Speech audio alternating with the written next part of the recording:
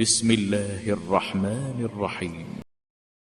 ثم بدا لهم من بعد ما رأوا الآيات ليسجننه حتى حين.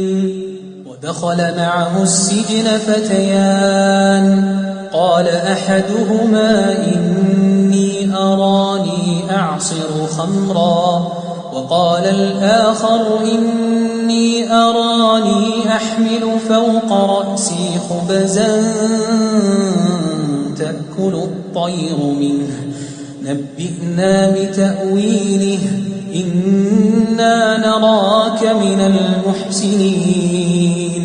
قال لا يأتيكما طعام ترزقانه إلا نبأتكما بتأويله قبل أن يأتيكما ذلكما مما علمني ربي إني تركت ملة قوم لا يؤمنون بالله وهم بالآخرة هم كافرون واتبعت ملة آبائي إبراهيم وإسحاق ويعقوب ما كان لنا أن نشرك بالله من شيء ذلك من فضل الله علينا وعلى الناس ولكن أكثر الناس لا يشكرون.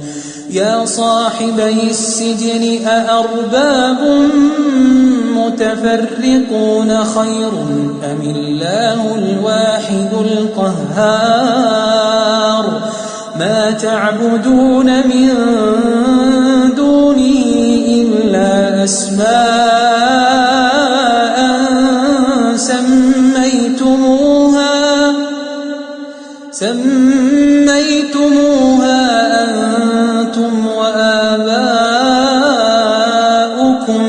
ما أنزل الله بها من سلطان إن الحكم إلا لله